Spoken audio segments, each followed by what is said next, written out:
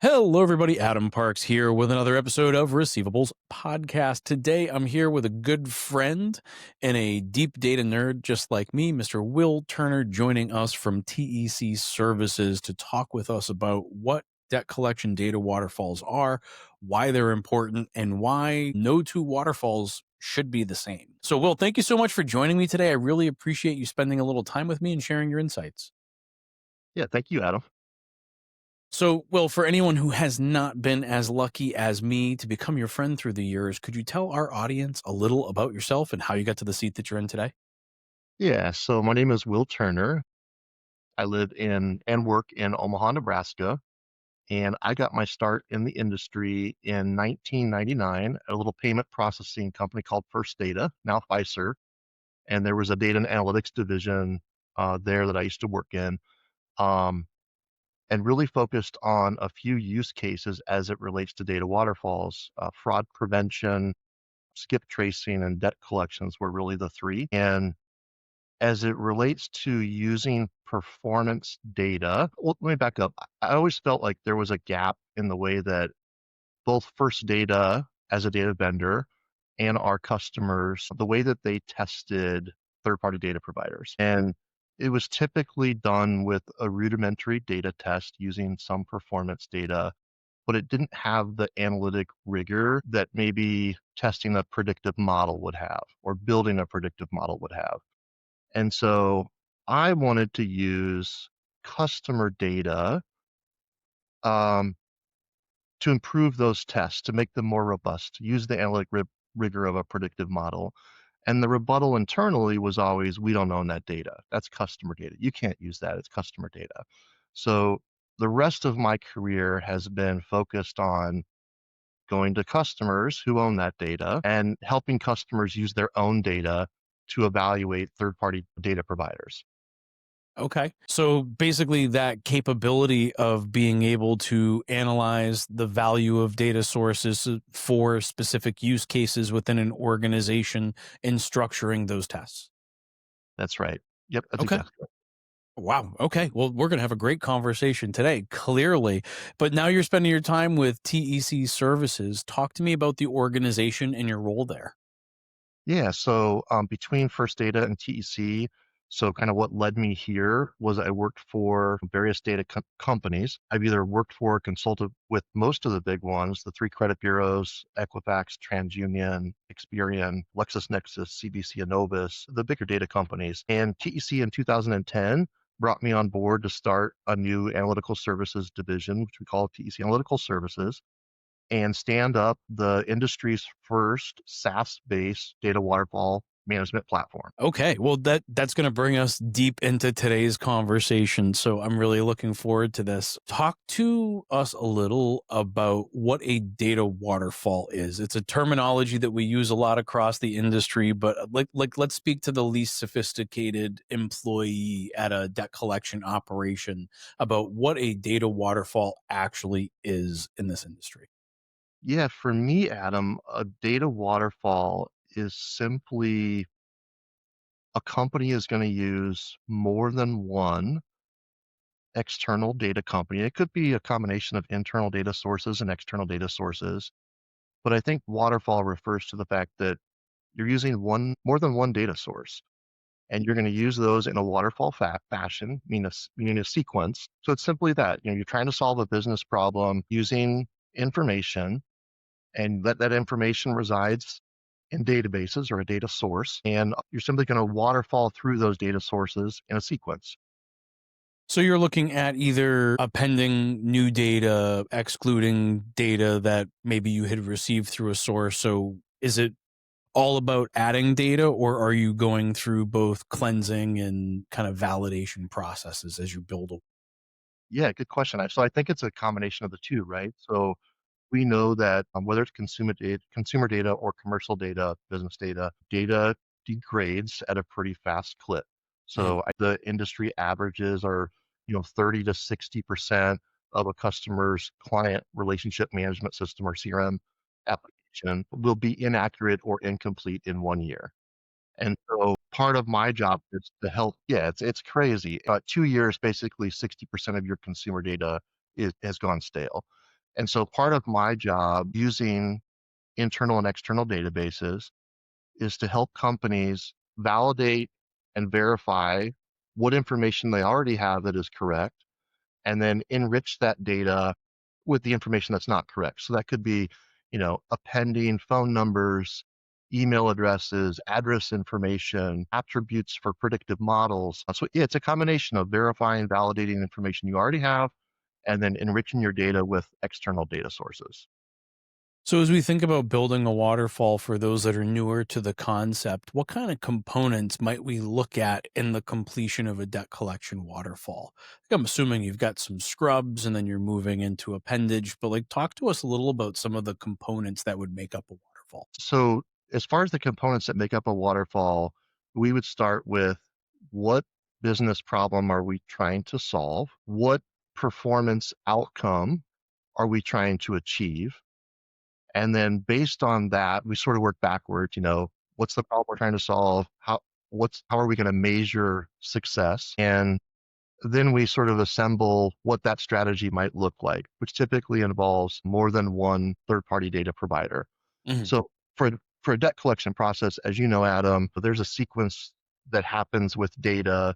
Typically, companies are running what we call exclusionary scrubs, things like deceased and bankruptcy, litigious debtor, more of sort of compliance and regulatory scrubs that they'll run up front. Then they'll run recovery scores to segment their portfolio based on the consumers that are most likely to pay. And from there, we get into sort of the skip tracing bucket, where I think the term waterfall Kind of originates from. originates from or typically applies. In the UK and in Australia, they call it wash, a data wash, Mhm. synonymous with data waterfall. Um, so yeah, the components are, and if you're referring to like in your question, Adam, are you referring to the components of like what external data sources apply? Well, I think the you've explained it pretty well in terms of it's this. You've explained some of the stair steps. There's the exclusions from those military, deceased, and probate, right? Like all of that is being filtered out. Then you're going through maybe cleansing some of the communication or the consumer data, phone numbers, email addresses. Then you're moving into for consumers that you haven't been able to identify a right party contact. Now you're going to skip tracing. So now you're starting to build on these components, of which each one of those, let's call it stages of the waterfall, is potentially being seen by multiple vendors, depending on what kind of product you're working on. Because if it's, license plate data, you may be talking to DRN data and those guys. If it's whatever, there's so many different data sources. But I think that's an interesting kind of brings to an interesting point is with all of these different data sources that are available to us and the level of complexity and energy that goes into testing, I guess hiring a concierge such as yourself to kind of walk the journey with you would make a lot of sense. I mean, even in what we're talking about in the basics here, within skip tracing, there's going to be potentially 5, 6, 7, 8 steps of their waterfall and which data sources belong at which levels of that stair step. Yeah, Because that's even order of operations will change everything. 100%. And that's part of what's fun about this, Adam, is obviously our customers know their business better than anybody. And fortunately, we know the data side really, really well, both because we have a number of customers across a bunch of different markets, all providing performance data to us. So we have about 120 different data sources connected to our platform today, but we have performance data that's helping us inform how those data vendors are performing, and then how to sequence those vendors, how to configure those products to get the most out of them. So it's a combination of our customers knowing their business better Mhm. than we do, and us Yeah. knowing the data piece better than most. And you put those two together, and there's something that happens. It's the 1 + 1 = 3 scenario. Well, the just even engaging in that process, I think, is a great start for most organizations. But I think people get scared. Like, I don't have a data scientist. I don't know how to measure not only the value of the data, but the value of that investment in comparison to other potential data investments. And if the number one thing in mathematics is the order of operations, then the order of operations of adding and subtracting data to the waterfall process is ultimately going to have a pretty significant impact. And then if you think about all the different reasons that two waterfalls are never the same. because of the level of complexity that we're talking about. I mean, look at all the consulting I've ever done, and I know you've been in far more shops than I have. I've never seen two organizations running identical waterfalls because depending on your product, your location, your strategies, I mean, there's so many different variables that go into it. Talk to me a little about the uniqueness that you see between these different types of waterfalls at different organizations. Yeah. So one of the things I find interesting, Adam, is so we get the question a lot, which data vendor is the best?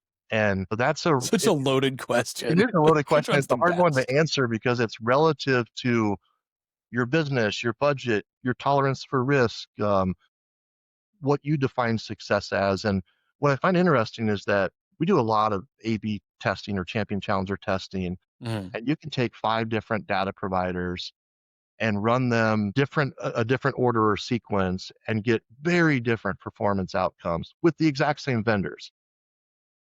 So you asked me about the uniqueness of a data waterfall. And so I'd start with the customer. Mhm. The customer in itself is unique. They're unique in their budget, they're unique in their risk tolerance, their philosophy, they're unique in the type of consumers that they work with.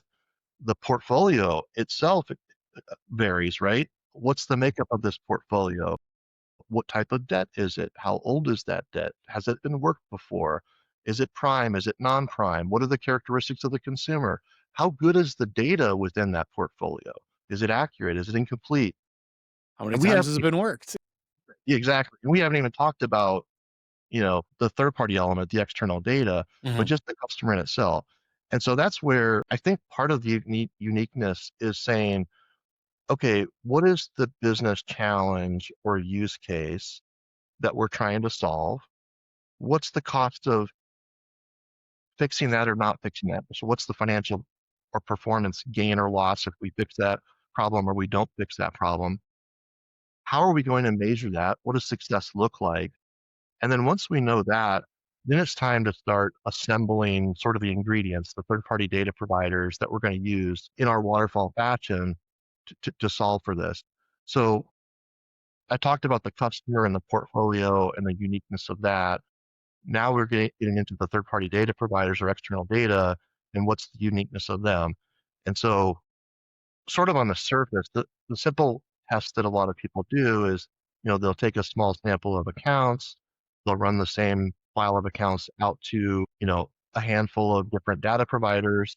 They'll look at what data is unique, what data overlaps, um, and that just gives you kind of a quick and dirty understanding of do they have the depth of coverage? How unique is their data? And that's typically where a lot of the data testing stops. And I think that's really where ours starts. Okay. I mean, that that makes a lot of sense because as we start thinking our way through building out this data waterfall and really where people are generally stopping is before they can actionably move that data set into an intelligence. So we can bring all this data or all these signals together, but we're going to have to convert them into some sort of actionable intelligence that allows us to move things down the path here. But as we think about how unique they are, so we've talked about how the different organizations themselves are driving what's unique about their waterfalls and all of those different data sources that are coming in. But each one of those data providers and each one of those vendors is also going to have a whole other set of data products. And now you're comparing different data products sourced without truly understanding where they're coming from. So, what kind of KPIs are you able to start looking at from a data quality perspective to understand the value attributes of these different sources as they're available? Yeah. So as far as KPIs, so going back to the uniqueness of the customers and what they're trying to solve for, it could be a lender or a debt buyer or a servicer. In the case of a servicer, you may have just within the same customer, they may have a portfolio where liquidation rates are fairly high, but maybe their profitability isn't where they want it to be. So their goal is to maintain their liquidation rates, but improve the profitability of this portfolio. They may have another portfolio where they're competing on customer scorecards and they're chasing, market share awards. Mhm. So maybe the speed at which they get to a right party contact and a payment are important metrics for them to compete on their client scorecards. And so when it comes to KPIs, I think going back to what specific problem are we trying to solve, and then how are we going to measure success? And we break those success metrics or KPIs out into sort of two buckets. So I'll use a phone waterfall because it's just really simple. Okay. In the case of a phone waterfall, when we're using external data to verify what information is correct or enrich or append data to get to the correct information, we look at things like how many dial attempts were made on this account. What was the result of those dials? Was it a right party contact, a wrong party contact? So sort of the dialing metrics themselves are important to inform not only how the data is performing, but how is the client actually using the data that they're purchasing. And then on the payment side, of course, did this person pay or not? What percentage of the balance did they pay? What's the average payment amount? What are your gross dollars collected? What are your fee dollars collected? What is the ROI on that information? What is the liquidation rate, or excuse me, the liquidation dollars per account? So we kind of break it out into operational metrics from, dialing, sending SMS text messages, emailing, whatever the channel of communication is. How is the customer working that data, and what are the performance metrics there? And then there's more of the money metrics around liquidation rates, dollars collected, ROI, et cetera. And it feels like there's decent measurements, or at least some predictive measurements within each one of those. And, as you're talking about the phone number one, and then I start thinking about some of the skip tracing that has to be done post judgment, and really like just how different the needs of the different disciplines of debt collection really are. When we think about debt buyers versus agencies versus law firms and what that looks like, just how truly different is all of that? I would think that their data needs themselves are wildly unique. And you're referring to, maybe a lender versus a debt buyer versus Mhm. a collection agency at early stage versus a legal strategy. Yeah, wildly different data needs. And even within any of those categories, right, Adam, each customer can kind of have unique goals. Is it performance? Is it revenue? Is it profitability? Is it chasing scorecard metrics? But yeah, certainly a data waterfall or wash for a legal debt collection strategy is going to look a lot different than, early stage collections for a first party collection agency, for example. Yeah, investment capability, like how much am I willing to spend early stage versus later stages, and how much money am I willing to throw after bad money? Now, with all of these different data sources that you've been playing with over time, I have to assume that measurement, testing and evolving the waterfalls for your clients is one of the big things that you're spending a lot of your time on. How do you get a organization to set those parameters in advance of a test? It's been my experience as a consultant that when you go in, if you don't put those yardsticks on the field, then goalpost always seems to move further away. How do you go through the process of getting everybody on board in advance to make sure that we're all speaking the same language before we're spending dollars on data?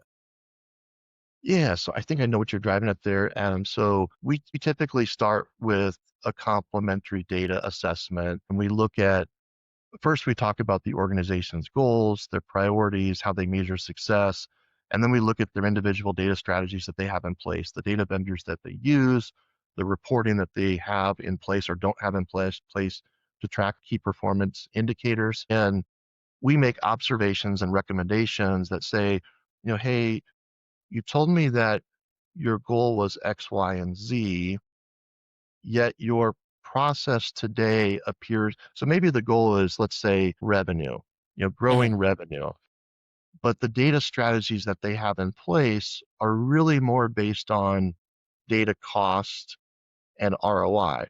Those two mean that the data strategy they have in place isn't necessarily aligned with what their performance goals are. And so having a dialogue around that to get alignment on these are your goals, here are the success measurements, we agree on those, and then we have a trust. Then we talk about what is the testing methodology that we're going to use to prove out a new data strategy, whether it's performing better or worse than their current data strategy. Okay. And so for an organization that feels like they have their data waterfall in order, they've been working through it and all of that, how often should an organization be revisiting that data strategy? I love this question because we take the philosophy, and our clients that have the highest performance have the philosophy of continuous improvement.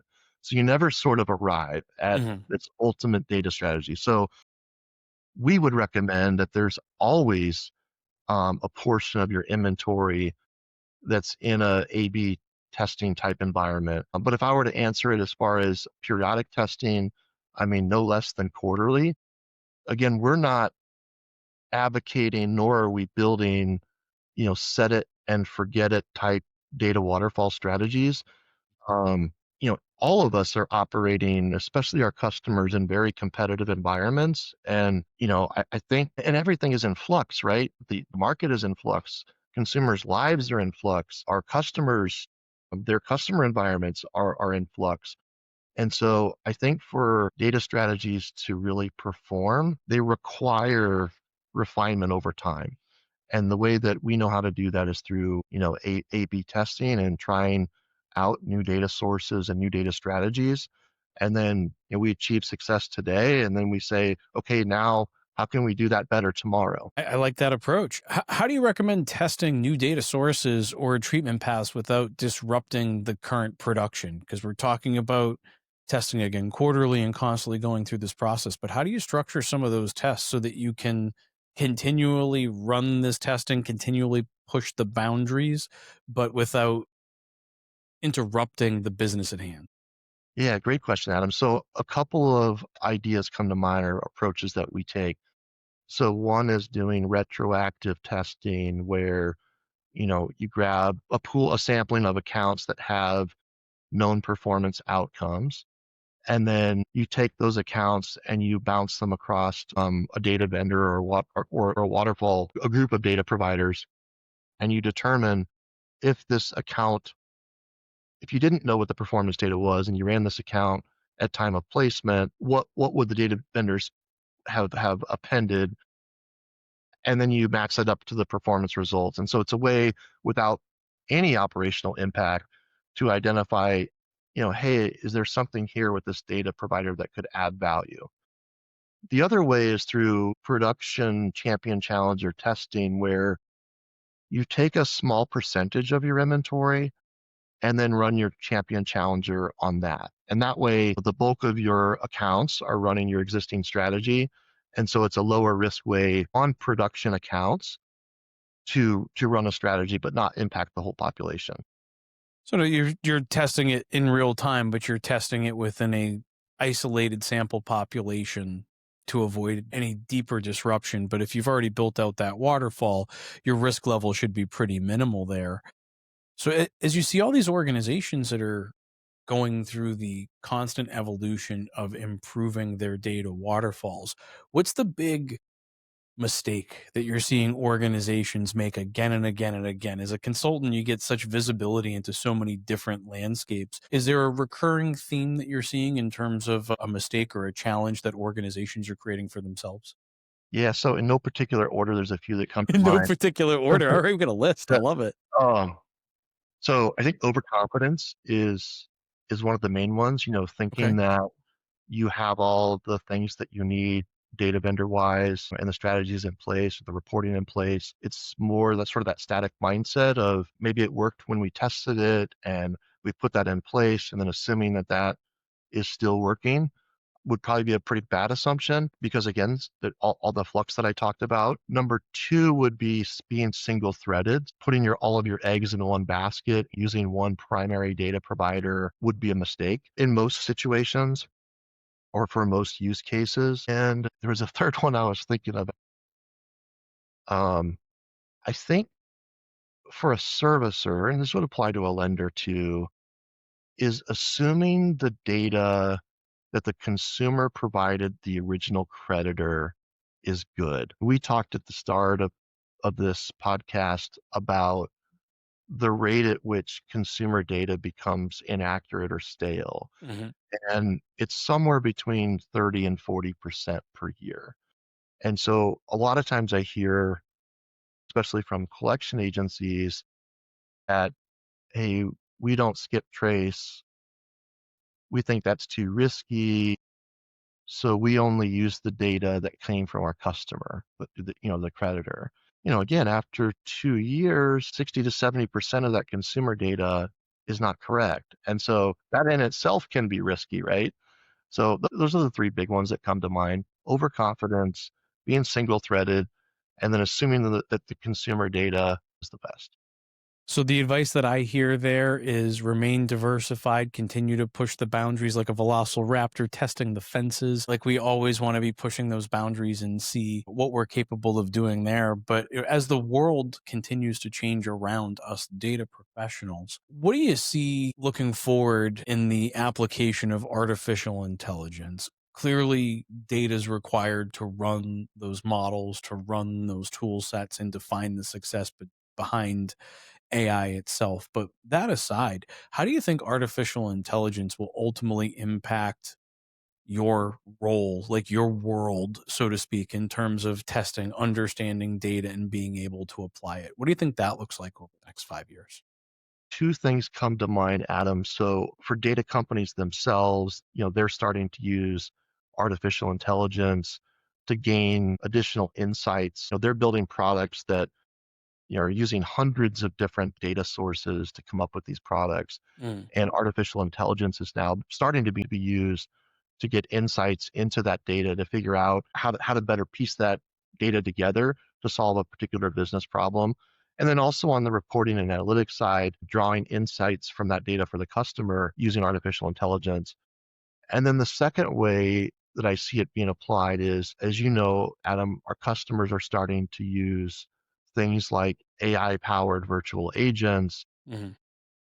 to communicate with consumers in a 24/7 environment. And so there's a whole new channel of communication that's happening between our clients and consumers using artificial intelligence that come with a whole set of new key performance indicators. It's a Mm. little bit more complex now, right? Yeah. Because it used to be that, somebody would send a letter, pick up the phone and make a phone call, and those were the two channels of communication. Now we have, a whole bunch of ways that consumers can interact and engage with our customers. And so with that comes a whole new set of key performance indicators and metrics that need to be understood, I guess, to maximize the investments that our customers are making in third-party technology tools like artificial intelligence.